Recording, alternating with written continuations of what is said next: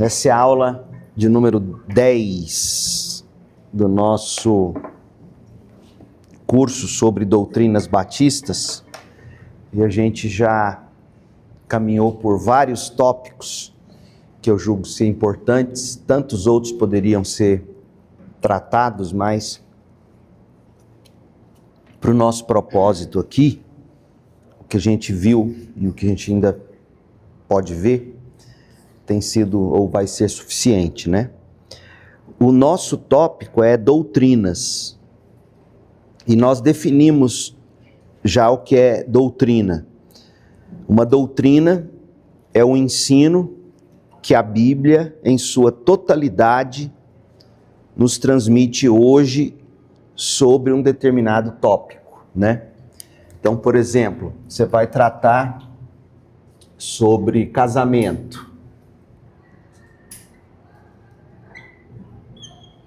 ou sobre a pessoa de Deus, seja qual for o tópico, esse aqui é o tópico. Você quer tratar disso. Então, você vai pegar o que a Bíblia como um todo, Antigo Testamento, Novo Testamento, o que a Bíblia, na sua totalidade, né, que ela diz sobre esse tópico. E a sua conclusão é o que a gente chama de doutrina.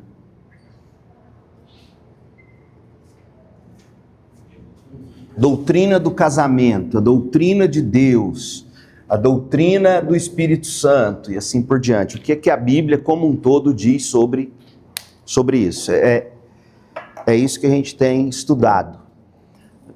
Essas conclusões acerca dos tópicos, elas não são conclusões que a gente tira da nossa própria cabeça, ou de uma tradição teológica, ou da cultura, e assim por diante.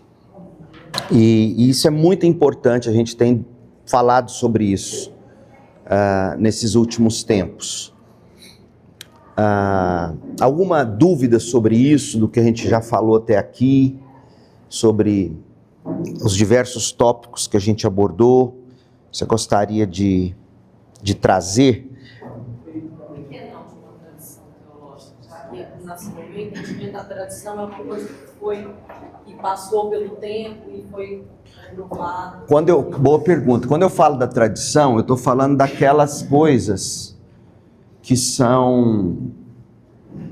não são bíblicas, mas que ficaram. Por exemplo, no catolicismo romano, outras denominações, aquilo que a tradição católica romana às vezes trata como certo, como verdadeiro, mas que não tem respaldo bíblico. Então não é porque é católico, não é porque é batista que vai ser necessariamente bíblico.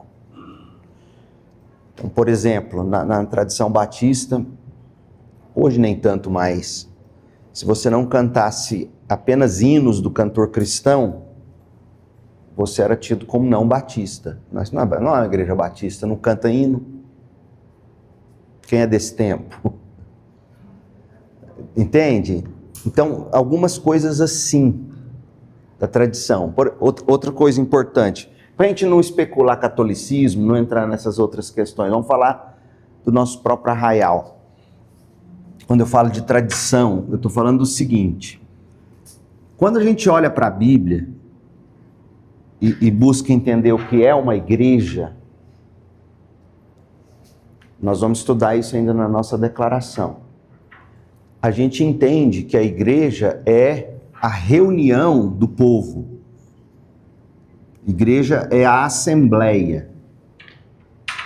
Assembleia, eu até já disse, acho que aqui nesse curso, Assembleia de Deus é o nome mais certo se você não quiser usar o nome igreja.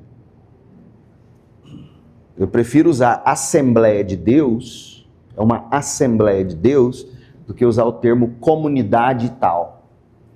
Porque a Assembleia é o que de fato significa igreja, eclesia, não é? A comunidade é um aspecto da assembleia. Porque uma assembleia, ela é mais do que camaradagem, amizade, tem muito mais envolvido. Então o nome comunidade, com quanto não seja heresia, com quanto não machuque ninguém, assim, não fira nada, comunidade é um termo para definir uma igreja, é um termo muito aquém. Assembleia é a ideia. O que é uma assembleia? Assembleia é a reunião das pessoas. As pessoas, elas se reúnem. Então isso aqui é a igreja. É a reunião da igreja. Por exemplo, você pega 1 Coríntios, quando Paulo vai tratar da ceia, ele fala, acho que 2 ou 3 vezes, quando vocês se reúnem como igreja para celebrar a ceia, ou quando vocês se reúnem na igreja e tal. Então, igreja é essa reunião. Igreja é o povo reunido para adorar. Então, a doutrina da igreja diz respeito, você tem que olhar de Gênesis a Apocalipse, o que a Bíblia como um todo diz sobre igreja. Então vamos lá para você entender, para eu chegar na questão da tradição equivocada. Existe a boa tradição, e sobre ela Paulo fala inclusive aos Tessalonicenses. A boa tradição é aquela que guarda relação com a verdade bíblica que a nós foi transmitida ao longo dos séculos pelas nossas confissões de fé. Essa é boa. Quando eu usei a expressão tradição, eu estava me referindo mais ao tradicionalismo que não é bíblico. Então, voltando aqui, em Gênesis, você tem Deus criando Adão e Eva, e você tem Adão e Eva se reunindo diante de Deus no jardim. Diariamente, Deus aparecia a eles, ou vinha a eles. Deus os criou para viver diante dele naquele lugar chamado jardim. E do jardim, espalhar o jardim para o resto da terra, não é? Então a Bíblia começa com homem e mulher sempre se apresentando diante de Deus. Não é bom que o homem viva só, é bom que o homem viva em comunhão e diante de Deus. A Bíblia, lá em Apocalipse, ela vai terminar com o povo diante do trono do Cordeiro. Essa reunião. Então, a Bíblia começa com homem e mulher diante de Deus, em comunhão. A Bíblia termina com as gentes de todos os povos, tribos, línguas e nações diante de Deus. E hoje nós vamos ouvir o testemunho e mensagem de um missionário. Missões é isso, é você buscar as ovelhas de Cristo e trazê-las para a assembleia, para a reunião, que se reúne diante de Deus. Isso é a igreja. Então você vê isso em Gênesis, você vê isso em Apocalipse e tal. Pois bem, a igreja é essa reunião. Você pega, por exemplo, o povo de Israel reunido em Esdras e Neemias, lá em Neemias capítulo 8. O povo reunido, crianças, adultos, idosos, todos, ouvindo a exposição da lei do Senhor, e cabia aos pais, aos cabeças, aos líderes, depois debulhar esse ensino que as crianças, todos ali na assembleia, na reunião do povo de Deus no Antigo Testamento, ouvindo a explanação da lei de Deus, da palavra de Deus, e aí quando ia para casa, esses pais debulhavam, ou esmiuçavam, explicavam, aplicavam para os seus próprios filhos, aqueles que porventura não tivessem entendido o que era dito no carral. Carral é a palavra hebraica para assembleia, para reunião da igreja. Pois bem, menino, adulto, jovem, adolescente, idoso, tudo na assembleia diante de Deus. Quando você chega em Efésios, capítulo 6, você vê Paulo escrevendo, por exemplo, para a igreja de Éfeso, que quando estivesse reunida, ouviria a carta de Paulo sendo lida, certo? A carta era para ser lida no culto, na assembleia. A gente pega a carta do Novo Testamento, e hoje, graças a Deus, nós temos a Bíblia, podemos levá-la para casa, podemos lê-la. Mas se você parar para pensar, a primeira vez que essa carta aos Efésios foi lida, ela não foi lida em casa ou no celular. Como que ela foi lida? Na assembleia. A igreja reunida, ouvindo a lei. E, portanto, era longo. Não era um sermãozinho curto. Imagina, você vai ler Romanos. Lê Romanos numa sentada, vê quanto tempo leva. Vai ler Efésios e tal. Fora que, na medida em que se lia, certamente se pausava, se aplicava, se explicava, enfim. Mas o que eu quero dizer é o seguinte, quando você chega em Efésios 6, você tem Paulo dizendo, ou levando instruções, inclusive para as crianças, para os filhos. Como é que Paulo fala lá em Efésios 6? Para os filhos serem submissos aos pais, ou seja, as crianças estão ali na assembleia, estão ouvindo. E os pais não podem provocar seus filhos à ira. Então, pai e filho estão sendo endereçados ali, sentados aqui na assembleia da igreja e ouvindo. Pois bem, igreja é essa reunião dos crentes. Não é só isso. Mas não é menos do que isso. Aí vamos para a tradição, o tradicionalismo. Hoje, a gente tem, além da igreja, além dessa reunião solene, então isso aqui é o culto, tá? Esse círculo que eu desenhei aqui, é a gente reunido daqui a pouco no templo. Mas aqui, ó, nós temos a CIB. O que é a CIB? Isso aqui é o nosso prédio. Nós nos reunimos dentro do nosso prédio. Mas dentro do nosso prédio não acontece só a assembleia. O que mais nós temos aqui na CIB? Ué, nós temos a EBD. Nós temos a EBD. Que não é ruim necessariamente. Nós temos MCM, Reunião das Mulheres. Nós temos Oração dos Homens. Nós temos os adolescentes, Farol. Nós temos jovens, refugiados. E assim por diante. Nós temos o que a gente costuma chamar de departamentos, ministérios, tudo dentro do prédio da igreja. Na tradição, para muita gente, igreja, por exemplo, e outra coisa que a gente tem, que não se reúne dentro do templo ou do prédio, mas do prédio deriva para as casas, nós temos os pequenos grupos, ou grupos pequenos.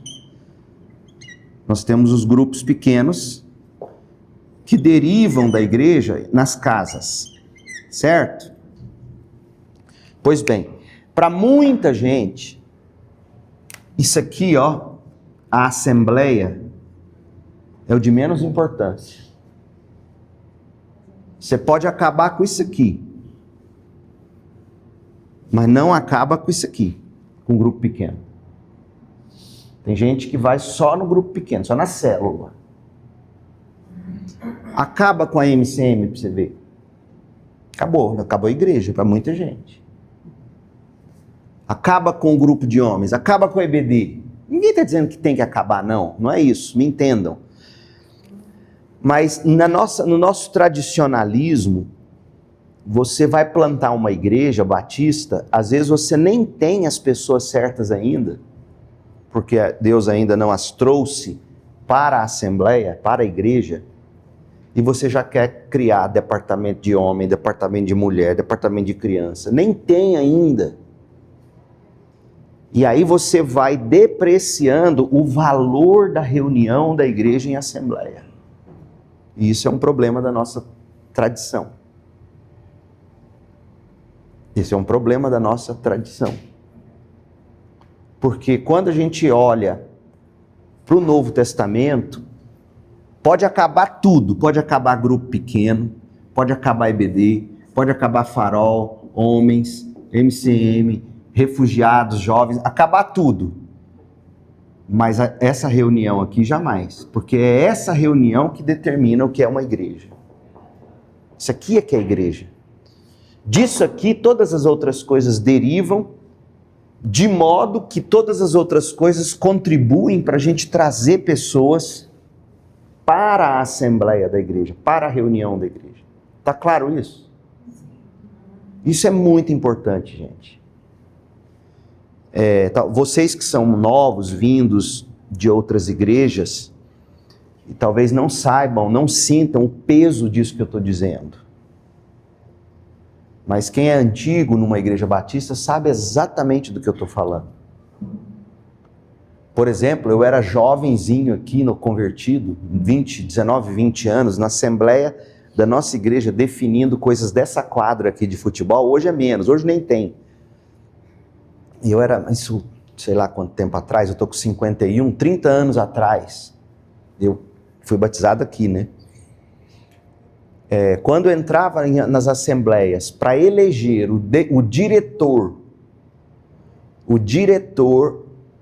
de esportes, que é a pessoa que ia cuidar da quadra, dava briga.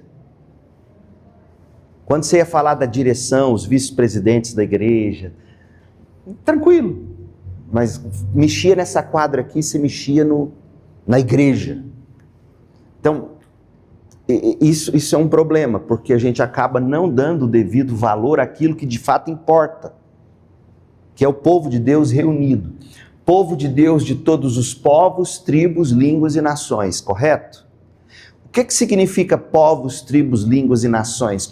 Me defina numa palavra o que te vem à mente quando a gente fala desse povo reunido lá no Apocalipse, gente de todos os povos, tribos, línguas e nações. O que vem na sua cabeça, hein? Diversidade de pessoas. Pois bem, o que a igreja contemporânea fez foi eliminar a diversidade, porque em algumas igrejas você vai, a assembleia não comporta todo mundo. Você tem a reunião aqui dos adultos, enquanto você está tendo culto de adolescente não sei aonde, culto de jovem não sei aonde, culto de criança não sei aonde, culto de idoso não sei que dia. Você está eliminando esse aspecto da comunidade ou da reunião do povo de Deus, diversa, gente de todos os povos, tribos, línguas, nações, adultos, jovens, idosos, crianças, homem, mulher, tudo junto, diante do trono do Cordeiro. E deixa eu te dizer uma coisa, a Igreja de Cristo é a última instituição no mundo hoje que ainda não segrega desse jeito, em sua maioria, porque algumas já fazem isso, que não divide. Todos os outros ambientes e lugares deste mundo separa pai de filho, filho de pai, marido de mulher, e essas coisas assim por diante. Ou eu estou falando besteira? A única instituição, me parece, que está trazendo para essa unidade, que reúne jovem, que reúne adolescente, pai com filho, que traz essa restauração, né? Essa reconciliação, o único povo que faz isso, ou deve fazer isso, é a igreja. Porque cabe à igreja o ministério de reconciliação. Não é isso que Paulo escreve aos Coríntios? Nós recebemos o ministério de reconciliação.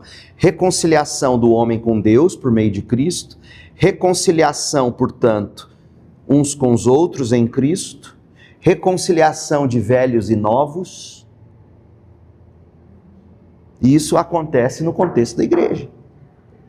Então, uma igreja saudável, que sabe reunir todo mundo no culto, sem briga, canta cântico, canta hino, uma igreja saudável, que sabe reunir todo mundo regularmente como deve ser, essa igreja tem condições de criar escolas bíblicas dominicais saudáveis, encontros saudáveis de adolescentes, de mulheres, de adultos, de homens, de jovens e assim por diante.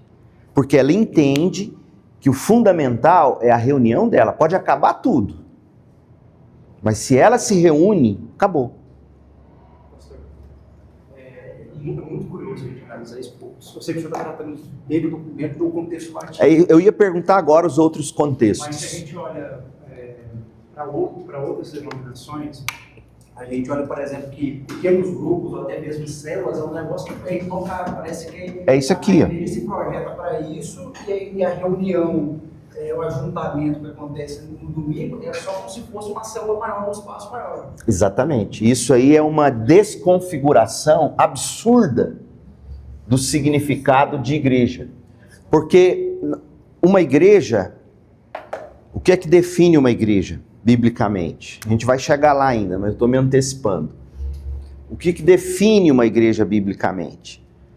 Ela prega o evangelho, ela ministra as ordenanças.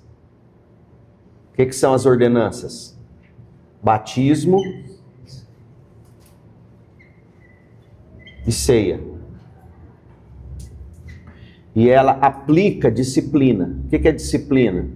É você desligar aquela pessoa que depois das tentativas bíblicas de restaurá-la, ela não muda, então, portanto, ela não está dando provas de ser uma pessoa regenerada, ou sem o menor desejo de buscar a santificação. Então a gente vai e disciplina, a gente desliga, na esperança de restaurá-la, na esperança de que ela acorde, como você quando vai corrigir um filho.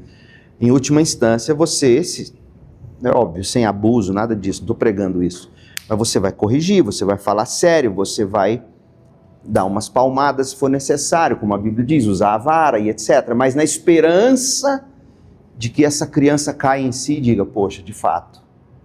Né? Então, é isso que define uma igreja. Você prega o evangelho, você ministra as ordenanças, você aplica disciplina. Historicamente é isso. E por que esses elementos são importantes? A gente pode falar disso num próximo momento. Mas, voltando às células. Se numa célula o evangelho está sendo pregado, e há casos de células que até ministram ceia. Pois isso aqui já é uma igreja, não é uma célula, é uma igreja. É um corpo. Não é célula, é corpo. E aí quando você reúne essas, entre aspas, células numa igreja, você está reunindo diversas igrejas numa conferência dominical. Outra coisa que eu acho absurda, como um bom batista, servir ceia em congresso. Diversas igrejas. Não existe, a ceia é para a igreja reunida. Paulo fala lá... Gente, o batismo é ainda um pouco mais obscuro. Mas a ceia é tão clara. Paulo diz, olha, vocês, quando se reúnem aí em Corinto, como igreja, para celebrar a ceia, meu Deus, não pode ser mais claro do que isso. É para a igreja reunida. Por isso que era tão esquisito, né? Na pandemia, o pessoal fazendo ceia por chamada de vídeo. Chamada de vídeo, e aí vai embora. Pastor, eu explicar a palavra nos ensina sobre não deixar de reunir com os jovens, né? Tem que se reunir, esse é o propósito. Quando em relação à ceia, onde a gente congregava, né, que era essa igreja de Campinas, tinha um costume de, vamos supor, o idoso não pode, né? Levar ceia em casa. Levar ceia. Isso não acontece aqui, né? Não, porque Paulo é muito claro em 1 Coríntios 11, a ceia é para quem está reunido. Já deveria ter. Porque a ceia, aí eu vou ter que entrar e explicar por que isso aqui define uma igreja. Deixa eu tentar mostrar rápido. Por que a pregação do evangelho é essencial para se definir uma igreja?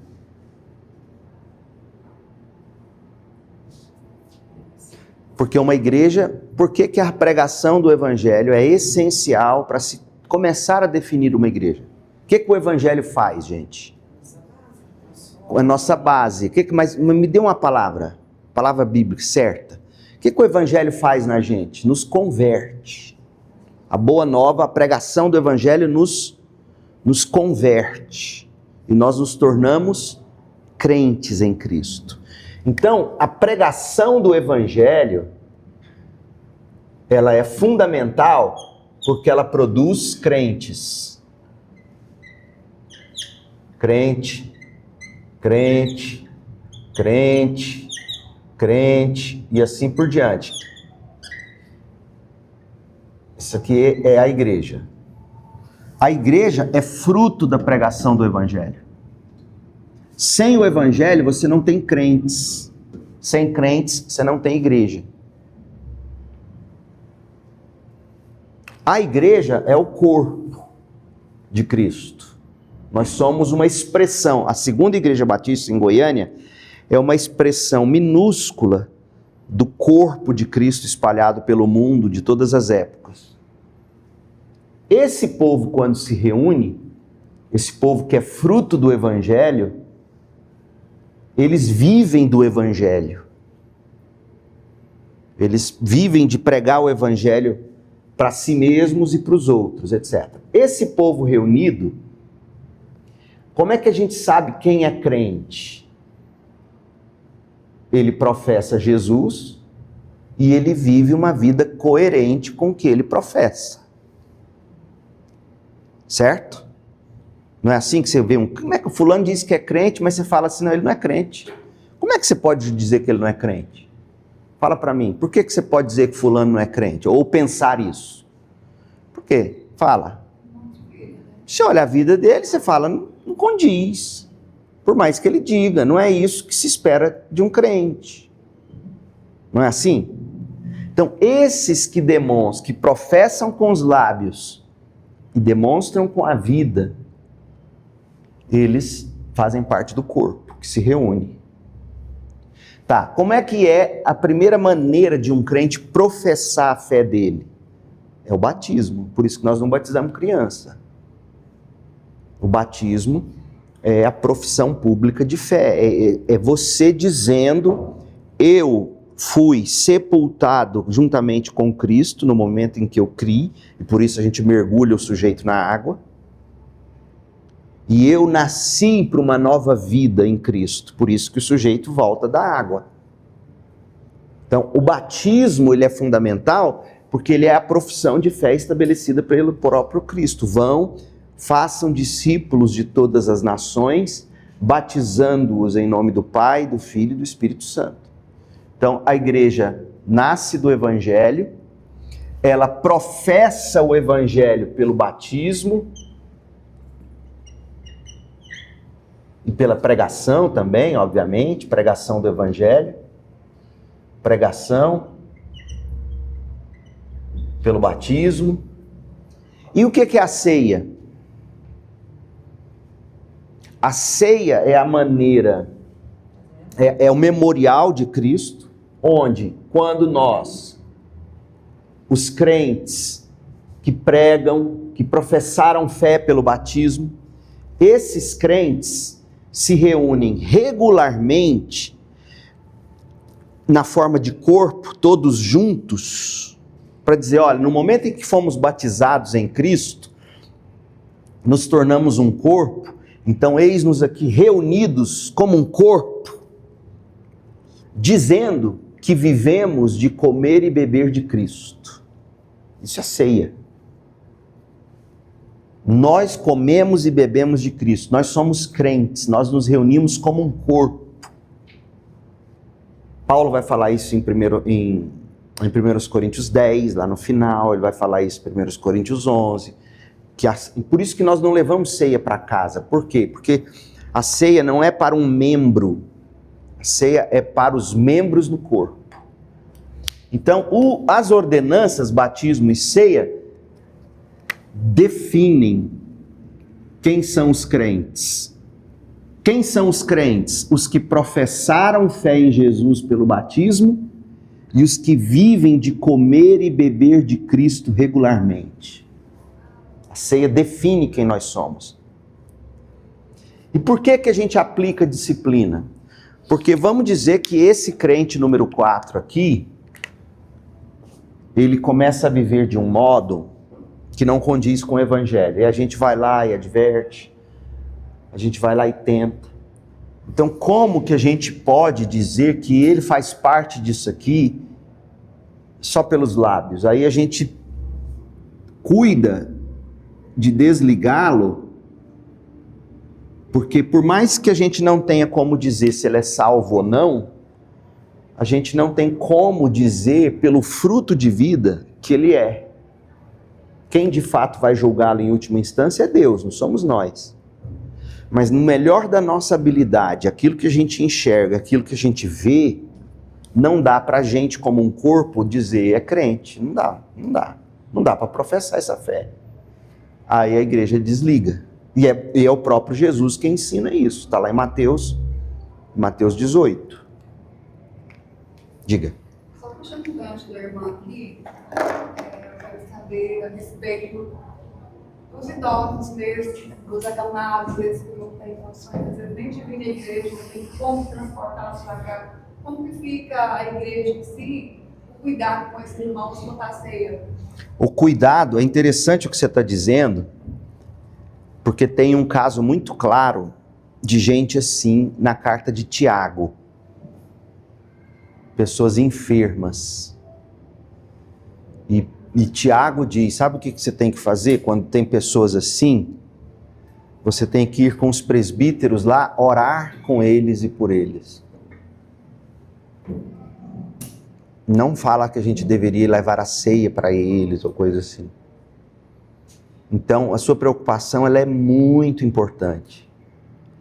Mas a maneira de nós fazermos com que essas pessoas que hoje não conseguem mais vir à igreja, nós fazermos com que elas ainda se sintam parte do corpo, é indo até elas, é ministrando a elas em amor, em graça, oração, leitura bíblica, cuidado, porque não há em nenhum lugar da Escritura essa orientação para a gente levar a ceia para uma pessoa. Essa ideia de levar a ceia, ela é do presbiterianismo. E que de algum modo herda do catolicismo. A ideia de que esses elementos conferem eles mesmos algum tipo de graça. E não conferem. Então é daí que nasce essa ideia de, então eu tenho que levar a ceia. Pra você ter uma ideia, eu já tive uma pessoa lá em Campinas, quando eu pastoreei lá, gente velha de igreja, que teve, tadinha, a coragem, mas foi bom que ele tenha me perguntado. Um dia ele falou assim, depois da ceia, gente velha, gente antiga, pastor, o senhor mastiga o pão na hora da ceia? Eu falei, mastigo, por que não? Não, mas não é o corpo de Cristo? Eu posso mastigar? Você entendeu? De onde vem isso? Isso é do catolicismo romano, que diz que o pão virou o corpo, e, portanto você não pode mastigar, você tem que deixar derreter. Então tem muito do catolicismo romano ainda no nosso entendimento da ceia. A maneira de nós cuidarmos dos idosos, dos enfermos, dos impossibilitados, é ir a eles com palavra e oração. Palavra e oração. Ah, mas eles não conseguem vir para a igreja. Nós estamos lá, indo lá como igreja, por isso que o ministério de visitação que o pastor Jailton desenvolve aqui com outras irmãs da igreja é algo absolutamente formidável. Porque o que nós estamos ajudando essas pessoas a entenderem? Por mais que nesse momento você esteja impossibilitado de estar na reunião do corpo, um pedacinho do corpo está vindo aqui até você, fazendo você se lembrar que um dia todos nós estaremos restaurados e participaremos das bodas do Cordeiro, da ceia no céu. Então a gente vai levar esse elemento de esperança. A gente não leva como é que eu diria? um amuleto santificado chamado pão e vinho. A gente leva a palavra dando esperança para esse grande dia, quando estaremos lá. Isso se aplica também até a reposição para quem, infelizmente, precisa trabalhar no domingo, não tem escolhas. Você fala a pessoa que trabalha no domingo? Como funciona por esses meses? É a mesma coisa. Por isso que sempre foi um grande dilema para os protestantes, né? Porque durante muitos anos os protestantes eram, inclusive, veementemente contra o trabalho no domingo, com exceção daquelas profissões que são essenciais para a vida. Eu digo também pessoas que têm Plantão, policiais e tudo mais.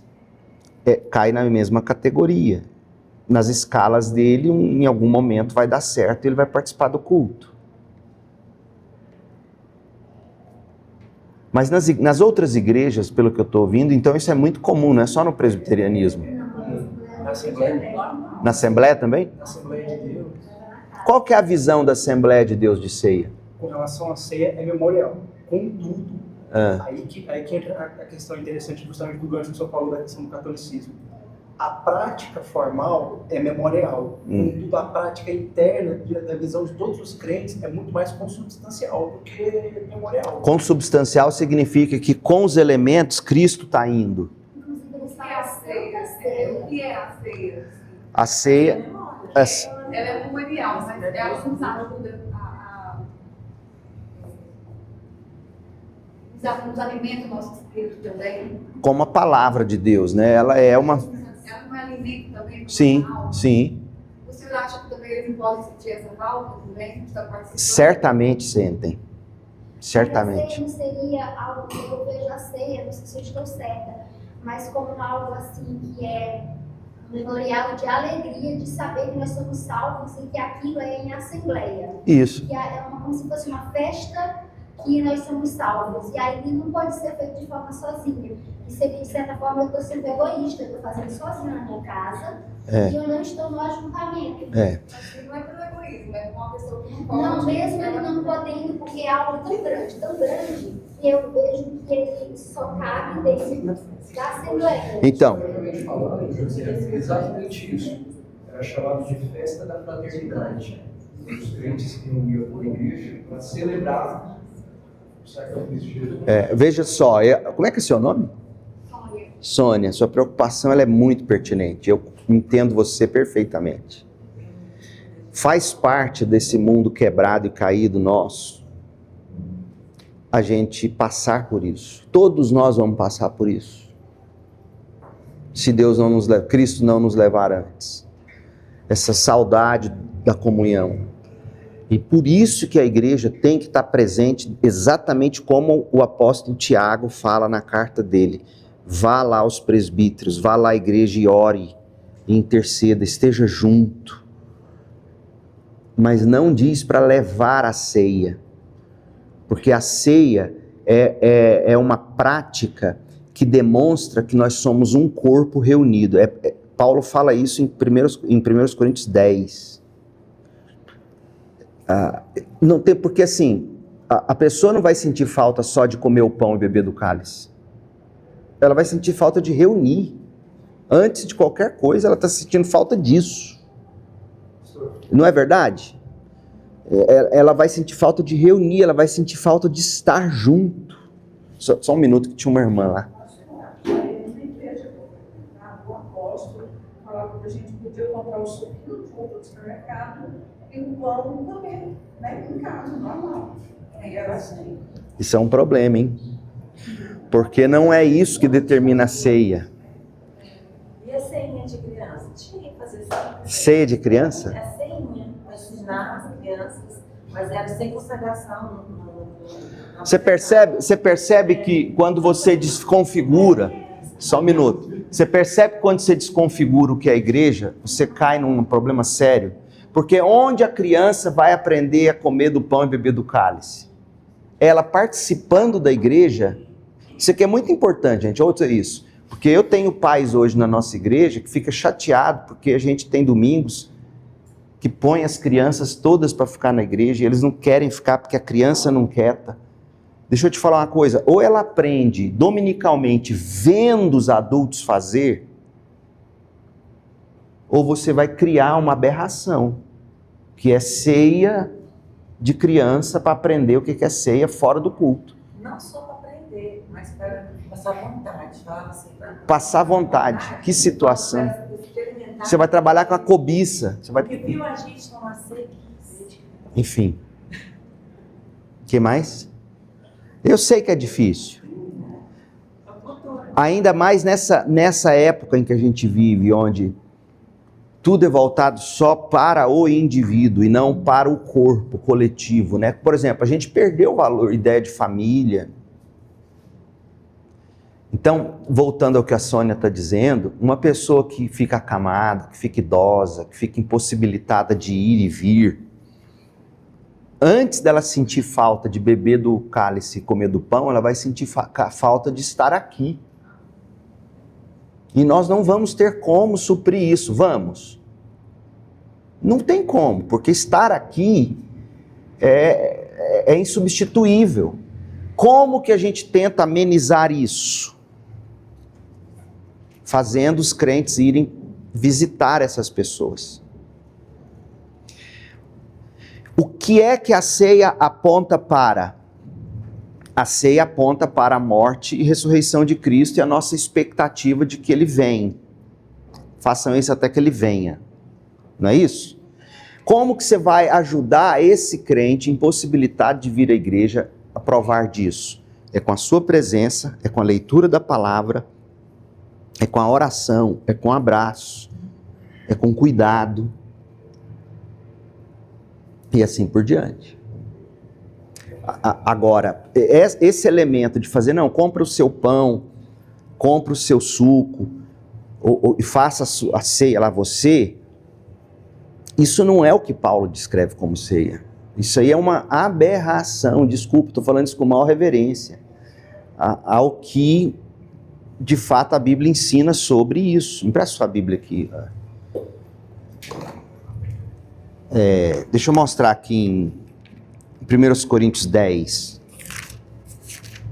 o que Paulo vai fazer. Me ajuda a achar aí os universitários, aquele versículo que Paulo fala do mesmo corpo, todas as coisas são nisso. Não, mas no 10 ele... Versículo 3, comer do mesmo Cristo. Mas no capítulo 10, versículo 3. Da mesma água. O povo se sentou para comer e beber e levantou para se divertir. Aí fala da imoralidade. Meio de tudo. Porém... Século 17? 17? Porque nós, muitos, somos unicamente um povo. Pronto, isso, é isso aí. Olha só, verso 16, 1 Coríntios 10, 14. Portanto, meus amados, fugi da idolatria. Falo como a criteriosos. Falo como se eu estivesse falando com gente criteriosa. Julgai vós mesmos o que digo. Porventura o cálice da bênção que abençoamos não é a comunhão do sangue de Cristo? O pão que partimos não é a comunhão do corpo de Cristo? Está vendo a ideia de corpo? 10, 14 em diante. Então, a ideia é de corpo. Verso 17. Porque nós, embora muitos, somos unicamente um pão. Quando reunimos. Um só corpo. Porque todos participamos do único pão, que é Cristo. E assim por diante. E aí ele chega no capítulo 11 e vai falar, quando vocês se reúnem para isto. Então assim, nunca foi dúvida na igreja protestante, nunca, gente. Esse fenômeno de levar ceia, ele é do presbiterianismo, que crê que de algum modo a ceia ela é uma presença real de Cristo, de um modo mais especial do que qualquer outro. E aí isso contribui para que na maioria das igrejas as pessoas deem muito mais valor no culto da ceia do que em todos os demais. Algumas igrejas, Os cultos mais cheios. membros que nem às vezes participam da escola bíblica e das demais. Mas olha, eu quero deixá-los tranquilos quanto a isso, porque nós vamos voltar nesse tópico ainda. Mas você percebe como é que a gente despretensiosamente começou conversando de uma tradição e a gente chegou num miolo de um problema sério hoje, que se desviou mesmo do que é o ensino. E aí a gente não sabe resolver isso, a gente fica até dividido quanto a isso, né? Você levantou um ponto que eu acredito que é onde vai uma grande parte desse problema. Que é, infelizmente, para a Assembleia de Deus e para algumas denominações pentecostais, a visão da ceia ser realmente esse meio de graça, onde se o membro, por alguma eventualidade, não participou, ele já não está mais dentro do corpo de Cristo, e a gente fala da Igreja Universal, que fala, e já perdeu a salvação, é muito forte essa ideia. Ah, é? Realmente, existe esse problema. Por isso que, por exemplo, quando surge esse questionamento das irmãs, eu consigo entender o que se passa da ideia de... Entendi. Nós não vamos- E ó, ele veio da Assembleia, tá? Ele não é... Nós não vamos levar a ceia para um irmão que está acamado, porque a ideia é que se ele não participar da ceia... Ele não é do corpo. Ele não está dentro do Ah, isso aí é catolicismo. Eu fui criada presbiteriana, fui professa presbiteriana, não é assim. Não, A gente levava ele, a gente não estou dizendo, eu, como presbiteriana, eu era, entendeu? Eu estou dando a Batista por amor, porque eu amo a Batista por causa do evangelho, do princípio que ela prega, e como ele é pregado, e como ele é levado às pessoas. Então, quando o irmão adoecia, ele não tinha como ir na igreja, realmente estar indo na igreja, os presbíteros levavam a Sim. para aquele irmão. Não porque era uma prática, mas porque o irmão se sentia mais fortalecido com aquilo. Entendi. É a força. A forma de fortalecer um... A gente não tem, a gente não tem isso como uma prática só. Sim, eu entendi, mas fica... Dentro da palavra de Deus, que ele é o corpo dos filhos, que ele nos fortalece, que é um memorial também. Eu falo isso como presbiteriana.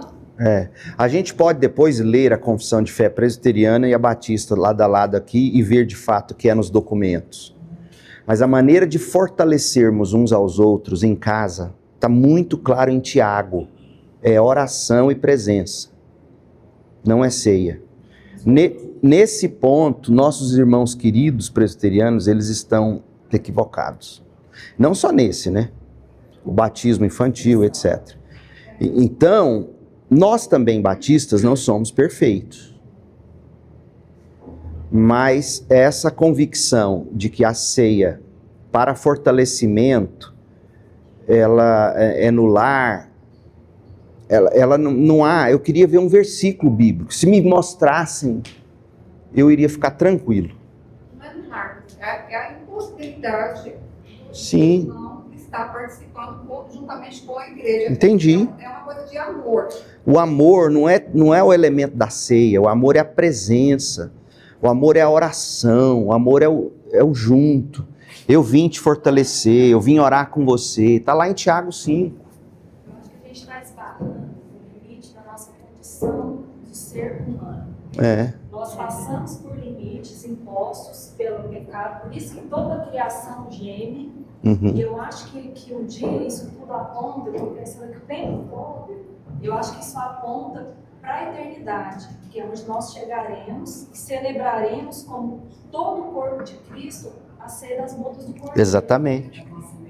Então eu acho que isso tudo, quando a gente encontra irmãos nossos nessa condição, a gente tem que falar, um dia nós estaremos todos juntos, porque nós somos comprados para isso. Eu acho que é o que alivia a angústia da limitação que nós vemos do lado de cá do céu. Porque um dia não será assim mais. E de um modo prático, tem o outro lado dessa moeda, Sônia. É a maneira de dizer, olha, você tem como se sentir completo sem estar no corpo. Então, nós viemos aqui fazer isso. Tem esse outro lado. Foi isso que a pandemia não deixou os crentes experimentarem. A pandemia fez a gente querer fazer ceia online Para dizer que drive-thru, para dizer que estava tudo bem, vai passar, depois a gente volta. Quando a gente teria que ter usado a pandemia para falar, nós estamos impossibilitados de nos reunir, a gente está sofrendo com isso, não dá para ceiar agora, mas, como a Cris acabou de dizer, um dia nós ceiaremos diante do trono do Cordeiro e tal. Foi isso que nos faltou como igreja evangélica. E é esse elemento que a gente tem que cultivar no coração daqueles nossos irmãos que estão impossibilitados de vir. Não dá para você ceiar conosco porque você está impossibilitado neste momento. Mas, não obstante, eis-nos aqui com você, orando, servindo, ajudando, socorrendo. O que você precisa? Como a gente te ajuda? Porque é muito fácil levar uma ceia sem levar a devida comunhão. É muito fácil uma visita institucional sem de fato a real presença de amor. Vim aqui servir a ceia para você, toma, vamos orar. É muito fácil. Estou dizendo que é o caso dos presbiterianos, não, pelo amor de Deus. Mas é um tópico que a gente precisa ainda voltar nele. Vamos lá? Vamos para o culto? Sim. Deus abençoe.